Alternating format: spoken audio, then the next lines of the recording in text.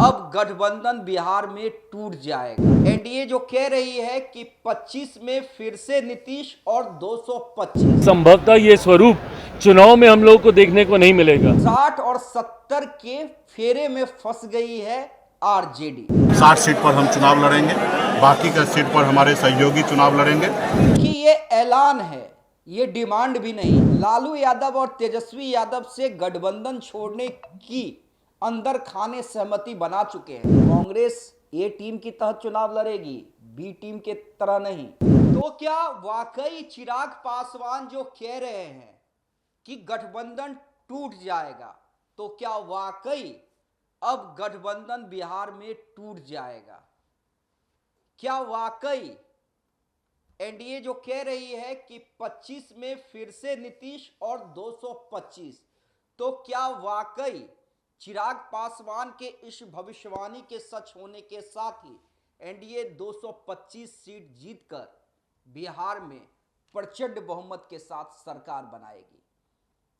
क्या तेजस्वी यादव की मेहनत जो है वो बेकार चली जाएगी? क्या माई बहन मान योजना के तहत जो तेजस्वी यादव ने 2500 देने का ऐलान किया है महिलाओं को, उसका कोई इंपैक्ट नहीं पड़ेगा? देखिए, हम ऐसा क्यों कह रहे हैं,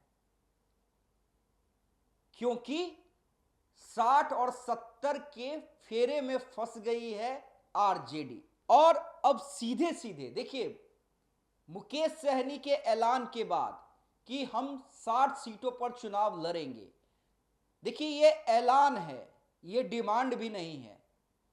और इस ऐलान के बाद कहीं ना कहीं लालू और तेजस्वी यादव की मुश्किलें बढ़ने वाली हैं।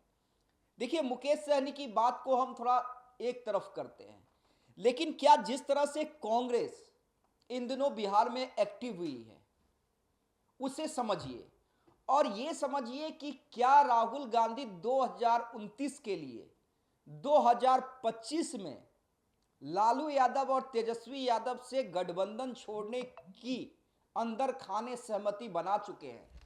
देखिए, ऐसा हम इसलिए कह रहे हैं क्योंकि कन्हैया जिसे ना लालू यादव पसंद करते हैं ना और तेजस्वी यादव पसंद करते हैं। लालू यादव इसलिए पसंद नहीं करते हैं क्योंकि आने वाले दिनों में उन्हें लगता है कि कन्हैया भी एक बिहार में फैक्टर हो सकता है, और कन्हैया जितना एक्टिव होगा उतना तेजस्वी यादव के भविष्य के लिए खतरा है। यही राजनीतिक नफरत वो पप्पू यादव से भी करते हैं। आपको याद होगा पूर्णिया में किस तरह तेजस्वी यादव और आरजेडी ने पप्पू यादव को हराने के लिए एरी चोटी का जोड़ लगा दिया था। हालांकि पप्पू यादव जीत गए, वहां से निर्दलीय जीते, लेकिन सवाल यह है कि इन दोनों नेताओं को जिस तरह से एक्टिव किया है कांग्रेस ने, राहुल गांधी ने, एक तरह से कहिए कि खुली छूट दी है। जो नए प्रभारी बने हैं कृष्णा अल्लावरू, उनके बयान को सुनिए। कांग्रेस ए टीम की तहत चुनाव लड़ेगी, बी टीम के तरह नहीं। दूसरा बयान कि किसी विपक्षी पार्टी में हिम्मत नहीं है कि वो कांग्रेस को हरा दे जब तक अंदरूनी कला ना हो। तो क्या इस बार राहुल गांधी ने तैयारी कर ली है कि बिहार कांग्रेस में लालू यादव के जितने करीबी हैं उन्हें साइड किया जाए, और जितने लालू यादव और तेजस्वी यादव को नापसंद करने वाले लोग हैं उन्हें एक्टिव किया जाए?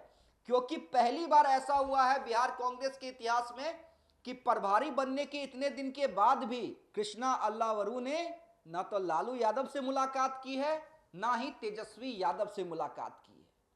और डिमांड क्या है? डिमांड है सीधे सीधे कि 70 से कम पे तो हम लड़ेंगे ही नहीं, और वो भी अपने शर्तों के साथ। यानी हम कन्हैया को भी आगे करेंगे और पप्पू यादव की भी मदद लेंगे। तो क्या यह तेजस्वी यादव और लालू यादव को पसंद आएगा? क्या लालू जो किंग मेकर कहे जाते हैं वो सोनिया गांधी और राहुल गांधी को मना पाएंगे? देखिए, कई सवाल हैं, और इसलिए चिराग पासवान कह रहे हैं कि महागठबंधन है ही कहां, महागठबंधन तो टूट चुका है। देखिए, हम आपको दो विंडो में चिराग पासवान और मुकेश सहनी के बयान सुनवाते हैं, और उसके बाद आप समझिए लालू यादव और तेजस्वी यादव कहां फंसते नजर आ रहे हैं।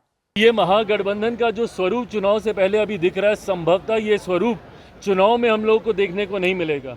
जिस तरीके से महागठबंधन के विभिन्न घटक दलों के बीच में ही एक वर्चस्व की लड़ाई शुरू हो गई है, चुनाव आते आते तक आप देखिएगा कि इस वर्चस्व की लड़ाई का परिणाम होगा कि राजद, कांग्रेस, और एक बार पहले भी ये हो चुका है, पहले भी राजद कांग्रेस अलग होकर चुनाव लड़ चुकी है, वर्चस्व की लड़ाई में इस बार भी देखने को मिलेगा। और जिस तरीके से कांग्रेस के तेवर हैं और जिस तरीके से केंद्रीय नेतृत्व से लेके बिहार का जो उनका संगठन है, जिसको इस बात की समझ अब आ चुकी है कि उनके पास खोने के लिए ज़्यादा कुछ नहीं है। बिहार में 60 सीट पर हम चुनाव लड़ेंगे, बाकी का सीट पर हमारे सहयोगी चुनाव लड़ेंगे। जहां हमारे सहयोगी लड़ेंगे वहां पे हम उनको मदद करेंगे, जहां हमारी पार्टी लड़ेगी वहां पे हमारे सहयोगी हमको मदद करें। तो हमारे 60 सीट पर हम लोग चुनाव लड़ेंगे। हमारी पार्टी का मुख्य है कि हमारी सरकार बनने के बाद हमारी पार्टी की तरफ से deputy chief minister VIP party का होगा, तो ये भी हमारे आज के एजेंडा में पास हुआ है। हमने जीविका दीदी के लिए भी हमने एजेंडा बनाया, उसमें बहुत सारा बदलाव के साथ भविष्य में काम करेंगे। देखिए, अगर ये भविष्यवाणी सही हो जाती है और सही होने के आसार भी हैं। देखिए, दिल्ली में जिस तरह से कांग्रेस एक भी सीट नहीं जीती, लेकिन यह माना जा रहा है कि अगर अरविंद केजरीवाल फिर से सरकार नहीं बना पाए तो उसमें कांग्रेस की बड़ी भूमिका है, क्योंकि कांग्रेस अकेले चुनाव लड़ी थी और जमकर अरविंद केजरीवाल के खिलाफ प्रचार किया था।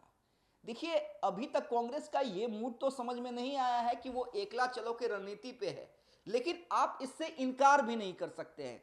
और कई पॉलिटिकल एनालिस्ट ये मान रहे हैं कि 2029 के लोकसभा में राहुल गांधी कांग्रेस वापसी करना चाहती है और जिस राज्य में जहां उसे लग रहा है कि कांग्रेस कमजोर है या किसी रीजनल सहयोगी पार्टी का वर्चस्व है, उसे खत्म करने की तैयारी में है। तो क्या राहुल गांधी दिल्ली की तरह बिहार भी कुर्बान करने जा रहे हैं? क्या तेजस्वी यादव का सपना जो सीएम बनने का है, क्योंकि तेजस्वी यादव बार बार कहते हैं कि नीतीश कुमार अचेत अवस्था में चले गए हैं, लेकिन इसके लिए उन्हें कांग्रेस मुकेश सहनी के मदद की जरूरत पड़ेगी। देखिए, कई सवाल हैं और इस सवाल का जवाब आने वाले दिनों में ही मिलेगा, लेकिन फिलहाल आप इतना जरूर कह सकते हैं, चिराग की भविष्यवाणी कहीं वाकई